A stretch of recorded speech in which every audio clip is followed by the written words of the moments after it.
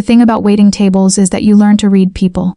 Not in some mystical way, just the practical survival skill of knowing when a customer's going to tip well, when they're going to snap at you over cold coffee, when they're having an affair based on how they won't quite look at their companion. After 3 years at Moretti's, the upscale Italian restaurant tucked into the heart of downtown, I'd become fluent in the language of human tells. What I hadn't learned, what no amount of observation could have prepared me for, was how to react when a man walked in and my entire nervous system screamed a single, unmistakable warning: danger. It was a Tuesday night in November. Dead shift, just the way I liked it. The dinner crowd had thinned to scattered couples and the occasional businessman nursing an expensive wine alone. I was reaching for water glasses when the door swung open, and the energy in the room shifted like a live wire had been dropped into still water. He was tall, broad shoulders, dark suit that probably cost more than my monthly rent.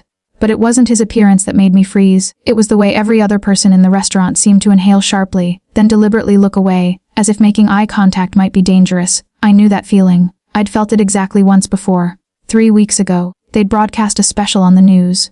A serial killer operating in the city's east side. They'd shown photographs, crime scene analysts, best guesses at his appearance based on witness accounts. Grainy, composite images that could have been anyone. But there was one moment, one frame of supposed security footage, where his face caught the light just right.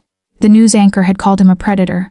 Said he was likely charming, intelligent, someone who moved through society undetected. I'd stared at that image long enough that my roommate had told me to turn it off, that I was being paranoid.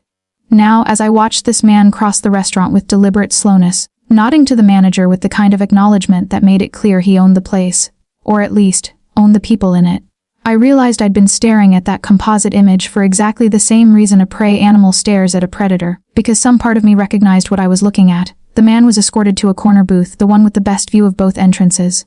Tactical. His dark eyes swept across the restaurant, cataloging exits, distances, threats. When those eyes landed on me, time did something strange. It didn't stop exactly, it just compressed, like reality was pulling in tighter, focusing everything: the lights above, the soft clink of cutlery, the faint music from invisible speakers, onto this single moment of contact. His gaze held mine for a fraction too long. Long enough for recognition to flicker across his features. Not recognition of me, I was nobody, just another server in a black dress. But recognition of something else. Interest, maybe, or assessment. I looked away first, had to. My heart was hammering so hard I thought it might punch through my ribs. Table 7, my coworker Marcus hissed, materializing at my shoulder. He was pale, eyes fixed on the booth. That's Vincenzo Nero. The name meant nothing to me. Or rather, it should have meant nothing. But somehow, the way Marcus said it, the tone reserved for the truly dangerous, made it clear I was supposed to understand I was in the presence of someone significant. Who's that? I whispered back, already knowing I should probably go take his drink order before whatever unspoken protocol demanded made his presence here even more dangerous. Marcus grabbed my wrist. Are you serious? Vincenzo Nero. The Vincenzo Nero, like, the reason the police have a dedicated task force division. Marcus. Our manager Tony appeared like a ghost beside us, his voice low and final. Get back to the bar. And Miranda. He turned to me and I'd never seen him look nervous before. You take care of that table, personally. No mistakes, no hesitation. Are we clear? I nodded because what else was there to do? I smoothed down my dress, checked my notepad, and started moving toward the corner booth before my legs forgot how to work. Vincenzo Nero was studying the menu with the intensity of someone reading a death warrant. Up close, I could see the details I'd missed from across the room. The sharp angle of his jaw, the small scar near his left temple. His hands, large, scarred, resting on the table with the kind of ease that came from knowing you could destroy anything around you and no one would stop you. He didn't look up when I approached. Good evening, I said, proud of how steady my voice sounded. Can I start you off with something to drink? For a moment, he said nothing. Just continued reading his menu. I'd worked enough tables to know this was a power play, making me wait, making me uncomfortable, establishing the dynamic. Fine, I could wait. I'd learned patience a long time ago, back when waiting had meant something more dangerous than this. Then he lowered the menu. Those eyes met mine again, and this time there was no ambiguity. There was interest, heat, and something darker underneath, a kind of knowing that made my skin feel too tight. What do you recommend? His voice was low, textured, the kind of voice that sounded like it had swallowed gravel and come out refined. The osso buco is exceptional tonight, I said automatically. A slow smile curved his mouth. Not what to eat, what to fear. My breath caught. For a second, just a second, I couldn't remember how to inhale. The question could have been innocent, playful even. But the way he asked it, the way his gaze held mine, suggested he already knew the answer. Suggested he was testing whether I would say it. I should have stepped back. Should have walked away, called in sick, never returned to this restaurant. Should have done any of 1,000 things that might have kept me safe. Instead, I held his gaze and said quietly, "Is that what you're ordering?" Something shifted in his expression. Not surprise exactly. Recognition maybe. Like I just answered a question he'd been asking himself for a very long time. Bring me the ossobuco, he said. And stay. I beg your pardon. Not leave. He clarified, and that smile turned lethal. I want to know your name. The restaurant had gone silent. I could feel the weight of every eye, even though no one was looking. Feel the electricity of a moment I was too naive to fully comprehend. Miranda, I heard myself say. Vincenzo. He extended his hand across the table and offering a command, an invitation. And despite every warning screaming inside my chest, despite the composite image of a predator burned into my memory, despite knowing in my bones that this man was dangerous in ways I couldn't begin to understand, I reached out and took it. His grip was warm, firm, absolutely unforgiving. The moment our skin touched, I felt something tear inside me, a rupture in the careful, ordinary life I'd built. In the life I'd been living before Vincenzo Nero walked through that door, and looked at me like I was the most fascinating thing he'd ever seen. His thumb traced a slow circle across the back of my hand. You're going to be very important to me, Miranda, he said softly. I haven't decided yet whether that's your luck or your damnation. I didn't sleep that night. Couldn't every time I closed my eyes, I saw that smile, felt that grip around my hand like a brand. The restaurant had erupted in whispers the moment I'd walked away from his table. By the time I'd returned with his ossobuco, Vincenzo was watching me with an intensity that made every cell in my body hyper, aware of his presence. He didn't speak much during the meal, just ate with methodical precision while I moved through my shifts like a ghost, hyper-conscious of where he was in relation to my body, which seemed absurd and terrifying in equal measure. When he'd finally left, after ordering an espresso he barely touched and leaving a pile of cash that was easily triple the bill, the entire restaurant had exhaled collectively. Even Marcus, who was usually shameless in his gossip, had gone quiet. What did he say to you? Tony asked as I was closing down my section. Nothing, I said, which was both true and a complete lie. He was just another customer. Tony had looked at me like I'd told him the sky was played. But he'd let it drop, and I'd made it home to my shoebox apartment in time to turn on the news and stare at that composite image again, waiting for something to click into place. It didn't. Vincenzo Nero's face didn't match the grainy picture on the screen, but I was starting to understand that the real danger he posed had nothing to do with serial killings. There were worse things than death, I was learning. Things like obsession. Things like the way he'd looked at me like I was both a puzzle and a prize. I didn't go back to Moretti's for 3 days. On the 4th day Tony called. You're scheduled for tonight, he said. And Miranda, if you know what's good for you, you'll show up. The threat was gentle, but it was still a threat. I showed up. Of course I showed up. What choice did I have? And he was there, in the same corner booth, waiting like he'd been waiting every night I hadn't come, like he'd known I would eventually break and return. This time when I approached he smiled. You've been avoiding me. You're a customer, I said, pulling out my notepad with the kind of professional distance I'd perfected over 3 years in the service industry. What can I get for you? I can't. Not a question. He gestured to the booth across from him. 5 minutes. No one will care. They'll be terrified to care. He was right, of course. I could feel Tony watching from the kitchen window, could sense the careful distance everyone in the restaurant was maintaining from our table. I sat. Vincenzo leaned forward slightly. Up close, in the soft lighting of the booth, I could see that the scar on his temple was older than I'd initially thought. Healed but not faded. A permanent reminder of violence survived. Why did you disappear? He asked. Because this is a bad idea, I said quietly. Because you're dangerous and I'm smart enough to recognize that. And yet here you are. Because my boss made it clear I didn't have a choice. A flash of something moved across his face, anger, maybe that his interest in me had forced me into compliance. But he seemed to let it go. Instead, he reached into his jacket and pulled out a business card. Heavy stock, embossed lettering, just a phone number and a name, Nero and Associates. Call me, he said, sliding it across the table. Anytime, any hour, if you're in trouble, if you're scared, if you change your mind about me, you call. Why would I be in trouble? I asked, though I already knew the answer. Because now that I've noticed you, other people will too, he said simply. And people in my line of work make enemies. Enemies who might think you're something to use against me. The way he said it was so matter of fact that it took me a moment to understand what he was actually admitting. He was dangerous, yes. But more importantly, he was dangerous to be near. Being associated with him put me in a different kind of jeopardy entirely. So you're warning me away, I said. I'm telling you the cost of staying. He leaned back and his expression softened slightly. You seem smart. I suspect you'll choose the sensible option and pretend you never saw me. But that's the thing about fate, it doesn't care about sensible. As I stared at that business card, as I met his dark gaze across the small table, I realized with a kind of numb clarity that the moment he'd walked into the restaurant, sensible had become impossible. What's your line of work? I asked. The kind you don't want to know about. Yet you're telling me I should be afraid of it. I'm telling you it exists. He reached across the table, and I should have pulled my hand away, should have stood up and walked back to the kitchen and pretended the last 5 minutes hadn't happened. But his fingers just brushed mine, a touch so light it barely registered. The smart thing is to walk away, Miranda. To never call that number. To find a different restaurant where you won't have to see me. And if I'm not smart, then you'll call, he said softly. And I'll pick up. And everything changes. The weight of that statement settled between us like a living thing. Everything changes. Because meeting him already had changed everything, hadn't it? My careful, ordinary life, the life I'd been building since I'd escaped whatever darkness I'd come from, was being rewritten the moment I'd made eye contact with a man the news called a predator. I should get back to work, I said, standing. He didn't try to stop me, just watched me walk away with that same intense focus, like I was something he was memorizing, like he was certain he'd see me again. And the worst part, the absolute worst part, was that he was right. That night, after closing, I held that business card in my palm for nearly an hour, just stared at it like it was a loaded gun. Then I made the call. "Hello, Miranda." Vincenzo answered on the first ring, and his voice was soft and dangerous and absolutely certain. I was wondering how long it would take. The address he gave me was a penthouse in the financial district. Of course it was. Men like Vincenzo Nero didn't do anything by halves, not power, not wealth, not territory. Everything about him was about absolute dominance and control. I almost didn't go. I made it to my apartment that night, sat on my bed for exactly 47 minutes, then changed clothes 4 times trying to figure out what you wore to meet a mafia boss in his private residence. Did I dress down, try to seem less appealing? Did I dress up, lean into the tension that simmered between us? In the end, I settled on dark jeans and a silk blouse, casual enough to feel like myself, elegant enough to not look utterly out of place in whatever world he inhabited.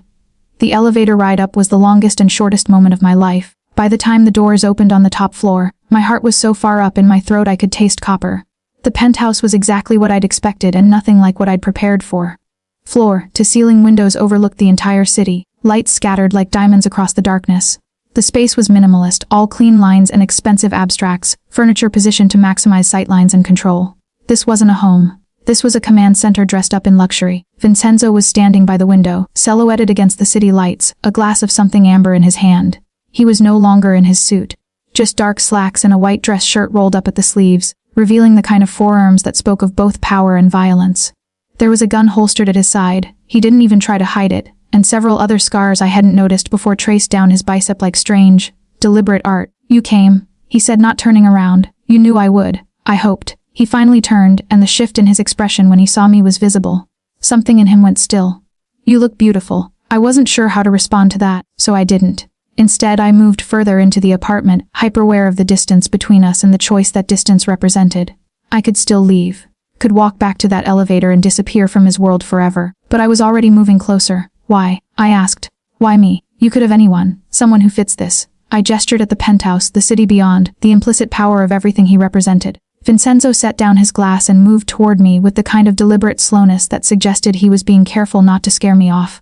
Like I was something wild that might bolt if he moved too quickly. "Because everyone else is safe," he said. "Everyone else makes sense. Everyone else is transactional." He stopped a few feet away, his gaze tracking across my face like he was committing every detail to memory. "You looked at me like you knew exactly what I was, and you didn't run. You didn't bow. You didn't try to seduce your way into my favor. You just saw me. Really saw me. I don't know you," I said quietly. "No," he agreed. "You don't, but you will." He moved past me toward the kitchen area, and I released a breath I hadn't known I was holding. He poured me a glass of wine without asking if I wanted one and returned to the window. After a moment, I joined him, accepted the glass, and stared out at the city with him. For a long time, we just stood there in silence. It wasn't comfortable, but it wasn't entirely hostile either. It was the kind of silence that existed between two people who were both trying to figure out what they were doing. "I grew up in the Bronx," Vincenzo said finally, his voice quiet in a way I hadn't heard before. "My father was nothing, a drunk who hurt my mother and called it love. When I was 16, he hurt her bad enough that she had to choose between staying and dying. She left, took my little sister, disappeared into the system. He took a sip of his drink. I stayed. Decided the world had a lesson to teach, and I was going to learn it. The lesson was violence," I said. "It wasn't a question. The lesson was power," he corrected. "Violence was just the vocabulary I had to learn to speak it fluently." He glanced at me. "That scare you?" "Terrify me," I confirmed. "Good." He turned back to the window. "You should be terrified. The things I've done, the things I'm capable of, those aren't abstracts. They're real. And now you're connected to them because you made a phone call. You told me to call. I told you what would happen if you did." He was quiet for a moment. "There's a difference between a warning and an invitation, Miranda. The fact that you don't understand that is either your greatest strength or your deepest weakness. Which is it? I asked. He turned to face me fully, and in the reflected light from the city, I could see something soften in him. Something that looked almost like tenderness. If tenderness could exist alongside the kind of danger that radiated from him like heat. I don't know yet, he whispered. Then, slowly, giving me every opportunity to step away, he reached up and tucked a strand of hair behind my ear. His fingers were gentle, but I could feel the calluses, the evidence of violence lived and delivered. But I'm going to find out. The moment stretched between us, taut as a wire. He was going to kiss me. I could see it in his eyes, the intention bright and clear. And I was going to let him, because somewhere between arriving and now, rationality had become a luxury I could no longer afford. But before his lips could find mine, there was a sound from the shadows of the penthouse, a door opening, footsteps. Vincenzo's entire body shifted in an instant. The gentleness vanished. The hardness returned like a shield slamming back into place. He put himself between me and the intrusion without seeming to move at all. Vincenzo, a woman's voice called out. Older, edged with authority that rivaled his own. We need to talk about the Castellano situation. They're making moves and... She stopped, stared at me with an intensity that made Vincenzo's attention feel gentle by comparison. Who? She said slowly. Is this? Vincenzo didn't answer immediately.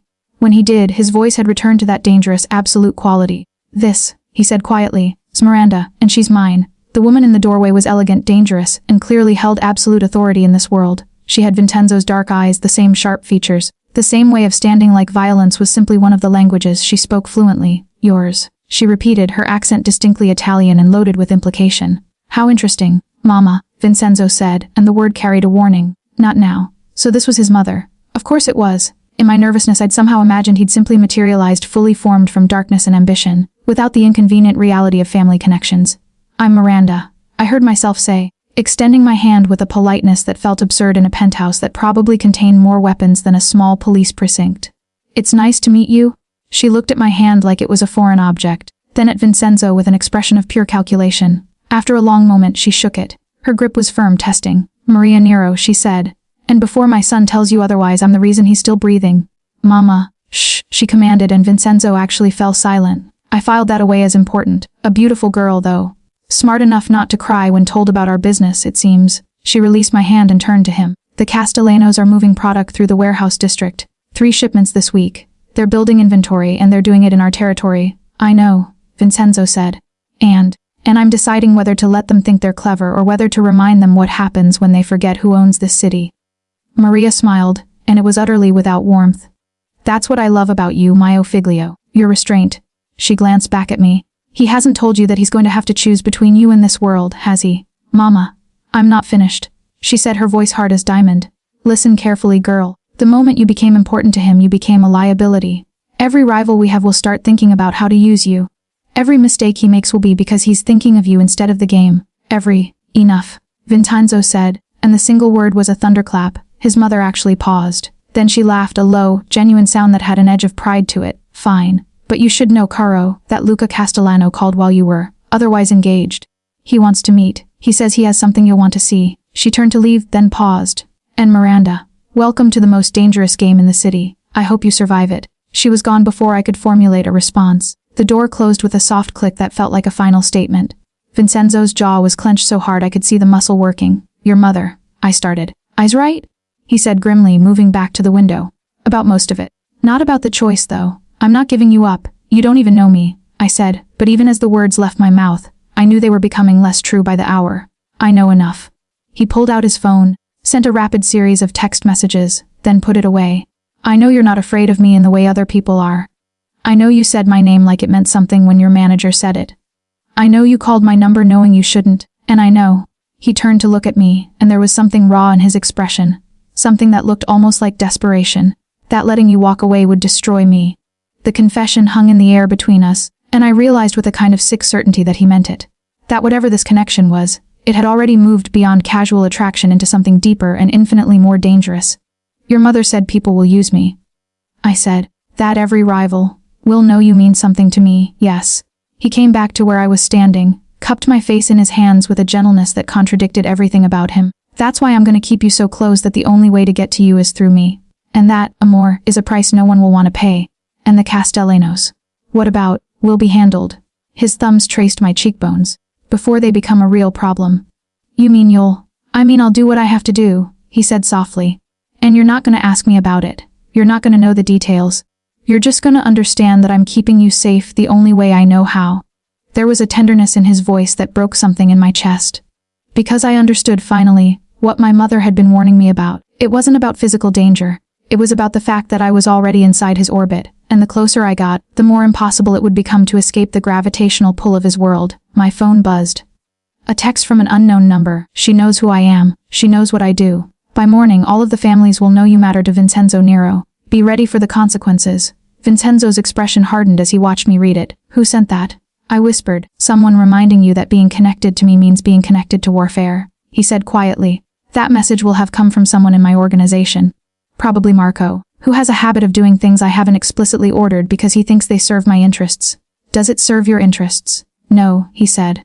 But it's already done. There was a sound outside, car doors, footsteps, the kind of rapid assembly that suggested men mobilizing for action. Vincenzo's phone buzzed. He read the message and something like murder flickered across his features. The Castellanos just made a move, he said quietly. They grabbed someone from one of our clubs. A girl. What do you mean grabbed? They took her, he said, already moving toward what looked like a hidden armory. They're using her as insurance. As a message. What are you going to do? I asked, though I already knew the answer. He pulled out a gun, checked it with practiced precision, then slipped it into the holster beneath his arm. Something that's going to show you exactly what I'm capable of, he said, meeting my gaze.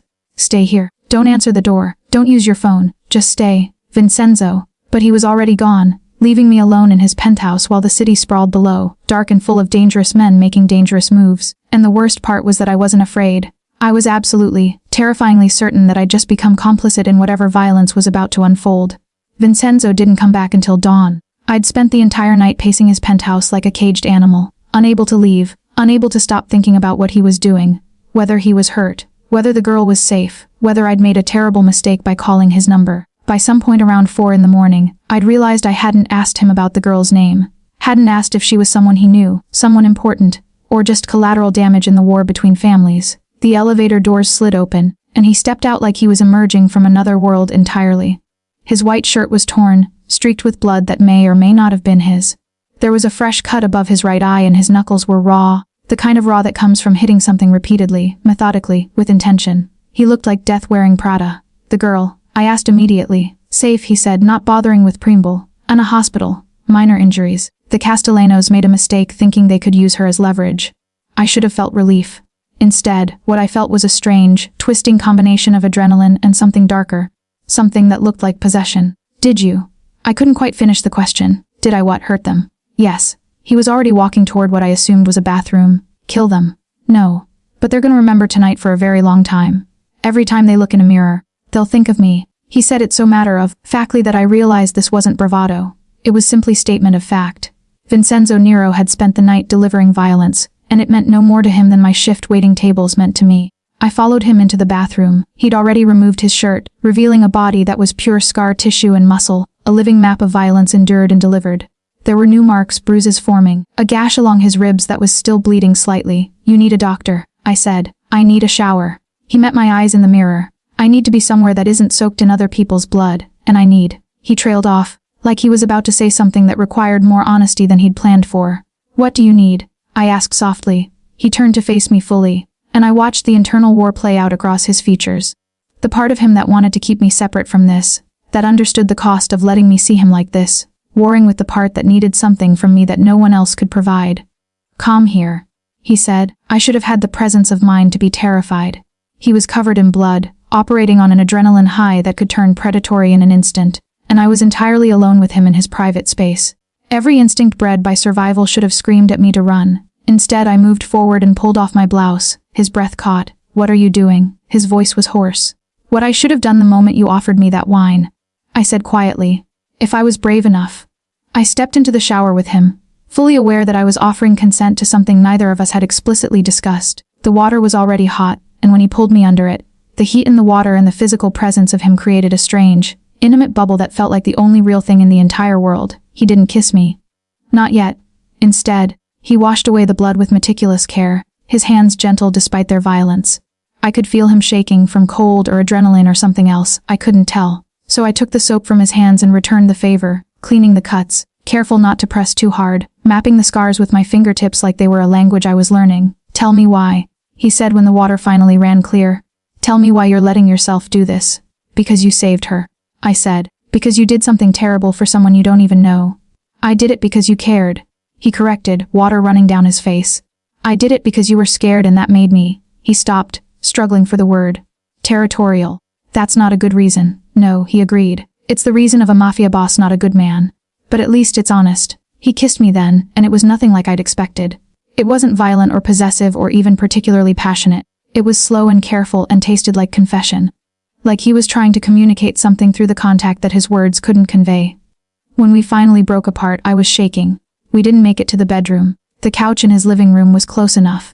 And by then the tension that had been building between us had moved beyond the point of rational consideration. His hands knew exactly where to touch me.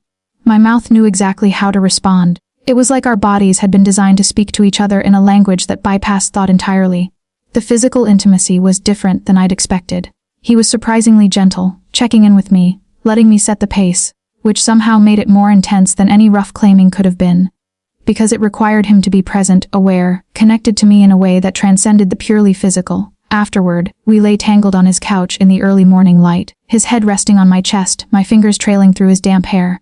You understand what this means? He asked quietly. No, I admitted. It means you're in too deep to get out now, he said. It means when people try to hurt me, they'll think of you first. It means there's no going back to your old life, your apartment, your shifts at the restaurant. You're mine now, and the city is going to know it. I should have felt the weight of that statement, the finality of it. Instead, I felt something like peace. I know, I whispered, and you're okay with it. I tilted his chin up so I could look him in the eye. No, but I don't have a choice anymore, do I? Not since I made that phone call. Not since you walked into that restaurant. The choice was made the moment you looked at me.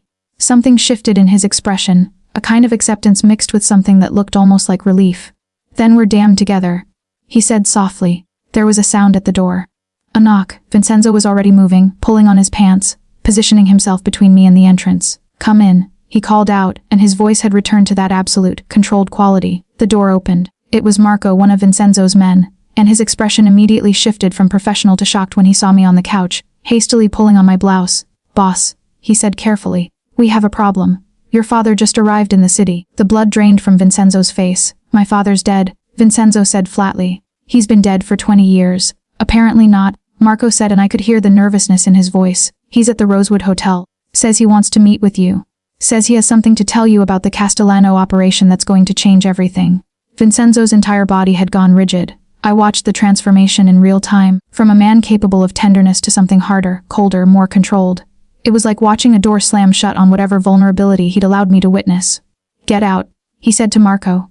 Boss, I think you should know. Out, he repeated, and Marco left without another word. I got dressed in silence, aware that something fundamental had shifted in the room.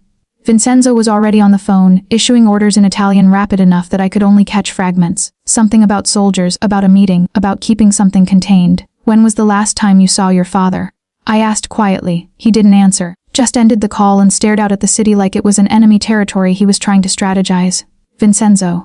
When I was a child, he said finally, his voice hollow. He made my mother choose between him and her children. She chose us. She took my sister and left. I never saw him again. And now he's back. Now he's back. Vincenzo repeated like the words didn't quite make sense. And he's claiming to have information about the Castellanos. That seems convenient, I said carefully. He turned to look at me, and I saw the moment the implication hit him. You think he's part of it? I don't know your father, I said, but I know that your enemies have spent a lot of time figuring out how to hurt you. And I know that family. I trailed off. Family can be a weapon. For a long moment, he just stared at me. Then he grabbed my shoulders, pulled me close, and kissed me with a kind of desperation that tasted like fear and anger and something darker. Don't leave this penthouse, he said when he broke away. Promise me, Vincenzo? Promise me? I promise, I whispered. He left, and I was alone again. This time with the knowledge that his father was in the city, that his past was crashing into his present, and that I had absolutely no way to protect him from whatever was coming. I lasted 3 hours before I left the penthouse. I know, I'd promised. But I'd realized something in those 3 hours of pacing. Vincenzo had positioned himself as my protector, and I'd let him. I'd let myself become a passive piece in his game, waiting for him to make moves, waiting for him to keep me safe. But that wasn't fair to either of us. If I was going to be part of his world, I needed to be an active participant, not just a liability. My phone had been off since I'd arrived at the penthouse. When I turned it on, there were 7 messages from my roommate and a missed call from the restaurant. But more interesting were the 3 texts from an unknown number. Your new boyfriend doesn't know his father is working with us. Should we tell him or should we let it be a surprise? We have photos of you leaving the restaurant, arriving at his penthouse, in the shower with him. Cute, by the way. The game is just getting started, little waitress. Stay close to him, keep him distracted, and when we tell you to move, you move. Or everyone sees those photos. My hands were shaking. I read the messages 3 times, trying to understand the implications. Someone had been watching me, following me, documenting my relationship with Vincenzo. And his father, his estranged father who'd supposedly abandoned him 20 years ago, was apparently working with his enemies. I had to tell him. Had to warn him before he walked into whatever trap was being laid. I grabbed a jacket and left the penthouse, taking the stairs instead of the elevator in case Marco or someone else was monitoring the exits. The city was cold and gray, the kind of late November afternoon that felt apocalyptic. I pulled up the location of the Rosewood Hotel on my phone and headed toward the financial district. I was so focused on getting there that I didn't notice the car until it pulled up alongside me, until the back door opened and a hand grabbed my arm. Get in, a man's voice said. Familiar somehow, though I couldn't place it. No, not a question. I was jerked into the vehicle, the door slamming shut behind me before I could even process what was happening. The car accelerated, and I found myself face to face with a man who looked like an older, worn version of Vincenzo's father. Hello, Miranda, he said, and his voice was indeed similar to his son's, but without any of the control, any of the danger. Just a man who looked like he'd been broken and reassembled incorrectly. Surprise. How do you know my name? Because my employers are very thorough. He lit a cigarette, the gesture casual despite the fact that he'd just kidnapped me. And because they knew you'd become important to my son. They knew he'd let his guard down for you. They knew that you'd be the perfect leverage. Vincenzo doesn't have a weakness. I said, even as my mind was already calculating distances, exits, whether I could unlock the door without getting thrown from a moving car. No, the man agreed. But he does now. You. The car continued moving, leaving the downtown area and heading toward the docks, where the city became less civilized and significantly more dangerous. He's gonna come for me, I said quietly. I know, Vincenzo's father said. That's exactly what we want. They took me to a warehouse on the east side, the kind of place that operated in the margins of legality, where deals were made in shadow and bodies could disappear without anyone asking questions. Vincenzo's father, I still didn't know his name, didn't want to know his name, left me in a locked room with a single window that looked out onto the water. I waited there for hours, trying to figure out my next move. The room had no weapons, no obvious escape routes. The door was reinforced. The window was too far from the ground to jump safely. I was trapped, and I'd walked directly into the trap like an amateur. I kept thinking about what Vincenzo's mother had said, that I'd become a liability, that loving him made me a target. She'd been right about everything. The sound of gunfire jolted me from my thoughts. Multiple shots echoing through the warehouse with the kind of finality that suggested a full-scale assault. I heard shouting, the rapid percussion of violence, then silence. The silence was somehow worse. The door to my room burst open, and Vincenzo stood in the frame, covered in fresh blood, his gun raised. For a moment, he didn't even seem to register that I was there. He was in full predator mode, every cell of his body locked into kill mode.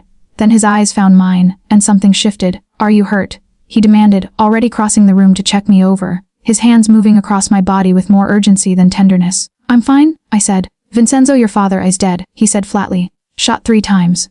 Marco is taking care of the body. The casual way he said it, the complete lack of emotion, should have terrified me. Instead, I felt a strange kind of relief that the man who betrayed his own son for money had faced consequences.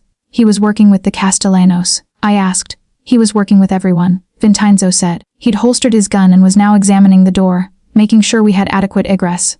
Castellano family, Russian syndicate, even had conversations with the Colombians about moving product through their territory. He was a dealer in betrayal, and he sold it to the highest bidder. He used me. I know. Vincenzo pulled me close, and I could feel him shaking. I'm sorry. I shouldn't have left you alone. I should have. You couldn't have known, I said. He was supposed to be dead. My mother told the family he died, Vincenzo said quietly. It was easier than admitting he'd simply walked away. Easier than explaining why she'd taken his children and left him to his violence and degeneracy. He pulled back far enough to look me in the eye. He came back because he wanted leverage. Because he knew what you meant to me. And now he's dead, and the Castellanos still know about me, I said. They still have those photos. Not anymore. He pulled out his phone and showed me a series of images. Servers destroyed, hard drives broken, every piece of evidence eradicated. Marco was thorough. The Castellanos' insurance policy is gone. There are copies, I said, though I wasn't sure if that was true. There have to be, maybe, Vincenzo said. But that's a problem for tomorrow. Right now. We need to get out of this warehouse before the police arrive. We were already moving, out of the room and into the main space of the warehouse where bodies were being loaded into vehicles. His men worked with the kind of efficient silence that spoke of long practice. They didn't even look at us as we passed, didn't acknowledge their boss or the woman he was holding. How long do we have? I asked. 15 minutes, maybe 20. We made it outside just as sirens began to sound in the distance. A black car was waiting and Marco was at the wheel, his expression grim. Safe house? He asked as we climbed in. The cabin, Vincenzo said, referring to something I had no context for. That's 3 hours from the city, I said. You can't just leave. Your business. My business can wait, Vincenzo said, and there was something in his voice that made it clear this wasn't a decision. This was a statement of fact. Right now, I need to get you somewhere safe. I need to think, and I need to figure out what the hell just happened. The car moved through the city, taking random turns, doubling back, navigating in a way that suggested Marco was checking for surveillance. Eventually, we left the urban landscape behind and entered the kind of darkness that only existed far from civilization. Your father, I said quietly. Did you recognize him? Vincenzo's jaw clenched, not at first. Then yes, in his eyes. I have his eyes, apparently. My mother told me that once when I was asking her why I didn't look entirely Italian. She said I had my father's capacity for cruelty, but she was praying I'd inherited her capacity for love. Did you?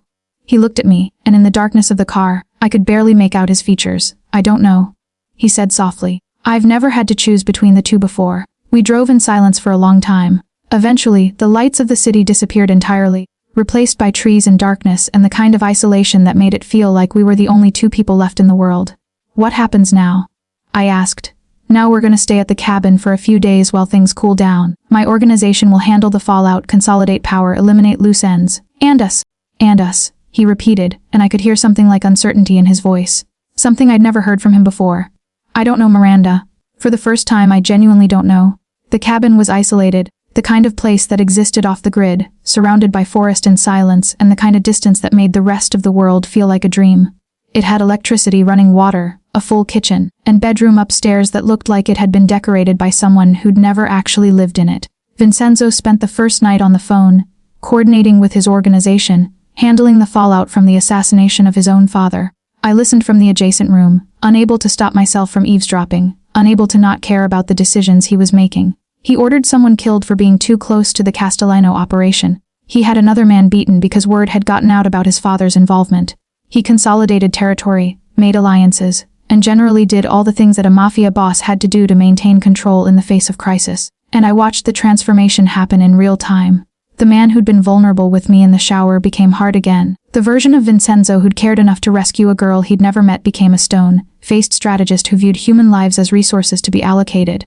The tenderness I'd felt evaporated, replaced by the absolute certainty that I'd fallen in love with a monster who occasionally showed humanity, rather than a human who occasionally became monstrous. By the second day, we'd barely spoken. On the third day, I found him cleaning his gun in the study, his expression blank. We should talk about this, I said. Talk about what? About what happened. About who you are. About whether, I swallowed hard. About whether I can actually stay in your world. Vincenzo set down the gun with meticulous care. When he looked up at me, his expression was neutral, emotionless, terrifyingly empty. You want to leave, he said. It wasn't a question. I want to understand how you can order someone's death over breakfast, and then expect me to pretend that didn't happen, I said. I want to know how you reconcile loving me with the things you do. I want to understand if what I felt in that penthouse was real, or if I was just being manipulated by a very skilled operator. Was it manipulation? He asked quietly. I don't know, I said, which was the most honest thing I could offer. How do I know the difference between genuine emotion and a calculated move designed to keep me compliant? He stood, moved toward me, and I didn't back away even though every instinct told me to. I've killed 32 people, he said flatly. That's the number of people whose death I directly ordered or personally executed. Not wounded, not intimidated, dead. I've done things that would give you nightmares if you knew the details. I've hurt innocent people. I've destroyed lives for profit and power. And I did all of that before I met you. I couldn't speak. Could only listen. The difference, he continued, is that before you, I didn't have anything to lose except my life, and I was always willing to lose that. But now I have you, and that terrifies me in ways I can't articulate. So yes, I'm ruthless. Yes, I killed the people who betrayed us. And yes, I would do it again. Because the alternative is losing you, and that's worse than death. That's not love, I whispered. That's possession. Maybe, he acknowledged. Or maybe it's the same thing, and I'm too broken to understand the difference. I wanted to argue. Wanted to tell him that wasn't how love worked. But the truth was that I was starting to understand that nothing in his world operated on conventional logic. In his world, love and possession were flip sides of the same coin. Care and cruelty were separated by nothing more than circumstance. Your mother told me I had to choose between staying and running, I said. That being with you would destroy the person I was before. She was right, Vincenzo said. Miranda, I can't protect you. Not really, not from this, not from the life being with me means. The best I can do is keep you close and eliminate anyone who tries to hurt you. But the cost of being mine is that you become a target, and you become complicit in everything I do. I know, I said. I think I've known that since I made the phone call. Then what do you want? He moved closer, and I could see the desperation in his features. The fundamental need for me to choose him despite understanding exactly what that choice meant. Do you want to leave? I can set you up somewhere. New identity, money, a life where you never have to think about me again. I thought about it, really considered it. Imagined a life where I returned to normalcy, got a new job, maybe even found a nice man who didn't deal in death and violence. A life where I could sleep without wondering if that night would be the one where his enemies finally got to me. But then I thought about his eyes when he'd opened that door in the warehouse. The absolute relief that had crossed his features when he saw I was alive. The way he'd touched me like I was something precious that he'd been terrified of losing. No, I said softly. I want to stay. Even knowing, especially knowing. I interrupted. Because at least with you I understand exactly what I'm getting. I understand the stakes. And I understand that you're trying, in whatever broken way you're capable of, to be better. He kissed me then, with all the desperation and need and darkness he'd been holding back. It was a claim, a confession, a surrender, all at once. And I let him have all of it. The phone call came at 3 a.m. Vincenzo was already gone from bed before I was fully awake, his hand on his gun, his entire body shifting into combat readiness. He answered without greeting. How long? He listened, his expression hardening in real time, and the size of the force. I was already moving, already getting dressed, aware that whatever peaceful reprieve we'd found at the cabin was about to shatter. They're moving against us, Vincenzo said once he'd ended the call. The Castellanos and the Russian syndicate. Joint operation. They're hitting our warehouses, our clubs, our men. They're trying to decapitate the organization while I'm isolated. Then we go back. I said immediately, you need to be there. Your men need. My men need to survive, Vincenzo said, already throwing clothes on, buckling on weapons. But my priority is you. I'm not your priority, I said sharply. Your organization is. The men who've bled for you are. Don't make this mistake. Don't sacrifice everything because of me. He grabbed my shoulders, and for a moment I thought he was going to argue with me. But something in my expression must have communicated that I meant it, because he just pulled me close and held me like I was the last solid thing in a sinking world. If something happens to you while I'm gone, he said, it will destroy me. I know, I whispered. But that's a risk you have to take. He was already on the phone again, ordering Marco to bring a protective detail to the cabin, instructing them to keep me safe at any cost. He packed a bag with the efficiency of someone prepared for rapid deployment, and within 30 minutes, he was ready to leave. At the door he pulled me close one more time. I love you, he said, the words simple and absolute. I need you to understand that. Whatever happens in the next few hours, whatever you hear about me or what I do, that doesn't change. I love you. I love you too, I said, and I realized as I was saying it that it was true. Completely, irrevocably true. He left and Marco arrived with 4 men who smelled like gunpowder and dedication. They secured the cabin, positioned themselves strategically, and settled in for what they clearly expected to be a long siege. I spent the next 6 hours glued to the news, watching reports of explosions and police activity across the city. A warehouse explosion in the docks that left 8 people dead. A shootout at one of Vincenzo's nightclubs that resulted in 17 casualties. Armed men moving through the city like a war zone.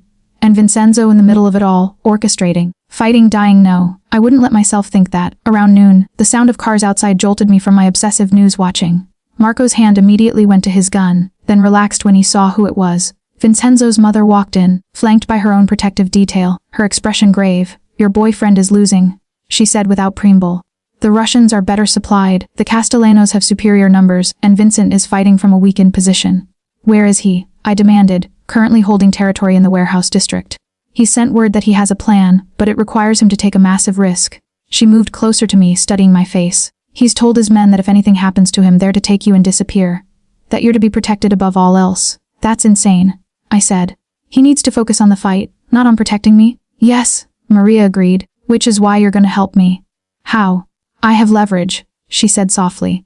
Something the Russians want more than they want the city. But I can only use it if Vincenzo doesn't know. If he knows I'm about to make a move, his honor will prevent him from using the advantage.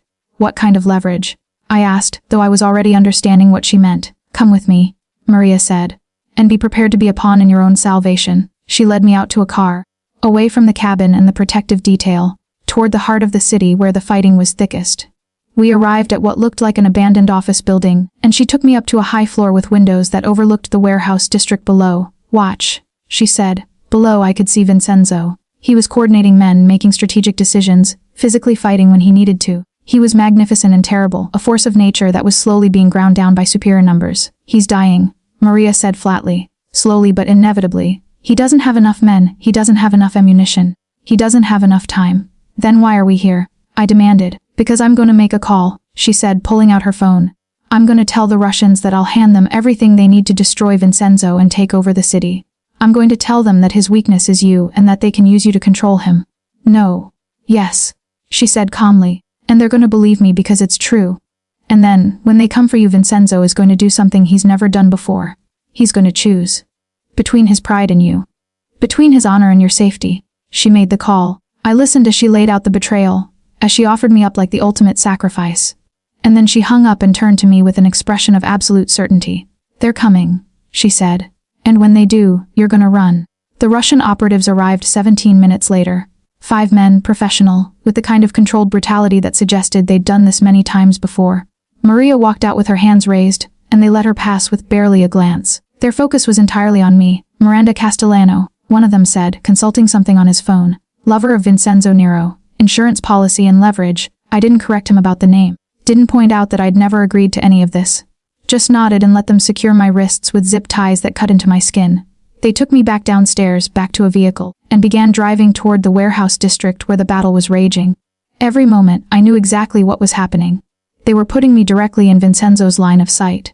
They were creating the impossible choice that Maria had promised. The car stopped at the edge of the conflict zone.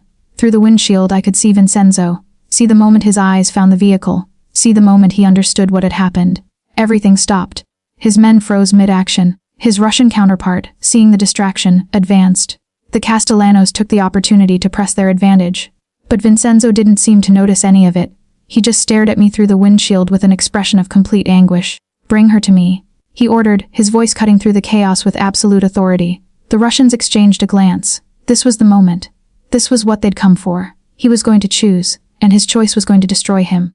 But what happened next surprised all of us. Instead of approaching the vehicle slowly, instead of negotiating or bargaining or doing any of the things a rational man would do when faced with his lover being held hostage, Vincenzo simply started walking toward us. No negotiation, no strategy. Just absolute, committed movement. The Russians raised their weapons. He kept walking. Vincenzo. I started to yell, but then I understood what he was doing. He was surrendering. Not the city, not his organization, not his pride. He was surrendering the game itself. He was choosing love over everything else, including his own survival. He reached the vehicle and opened the door without resistance, placing his hands on top of his head. You want leverage, he said calmly.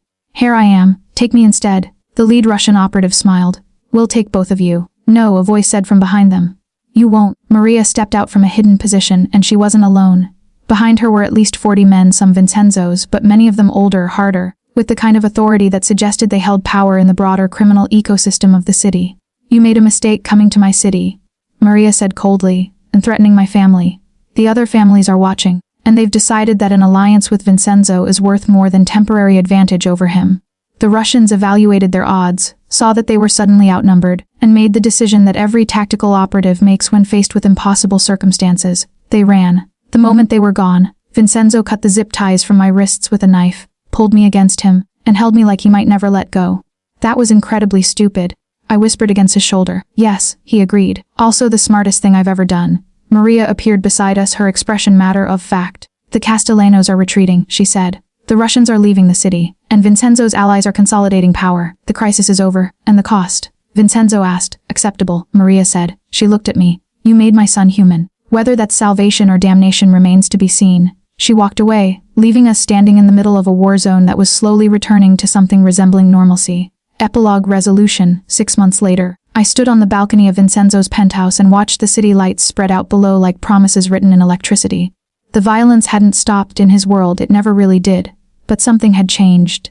Vincenzo was different. Still ruthless, still absolutely committed to maintaining control, but with a tenderness underneath that hadn't been there before. He came up behind me, wrapping his arms around my waist, and I leaned back against him like this was the most natural thing in the world.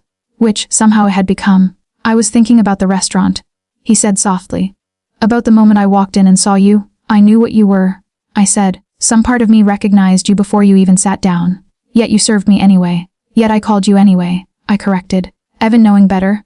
Do you regret it? He asked, and there was something vulnerable in the question. Something that showed me the man underneath the darkness. No, I said honestly. Not for a second. Not even when I was terrified. Not even when I didn't understand what was happening. Not even when your mother threatened to destroy me. He turned me around to face him, and in the reflection of the city lights, I could see both versions of him. The ruthless criminal and the man in love. They coexisted now, no longer trying to be separate entities but somehow integrated into something that was neither entirely one nor the other. "I want to marry you," he said. Just like that. A statement, not a question. "That's insane," I said. "Probably." He'd agreed. "But I'm done being incomplete. Done existing in a way that doesn't include you? Your world. As your world now," he said softly. "And I know that's not fair.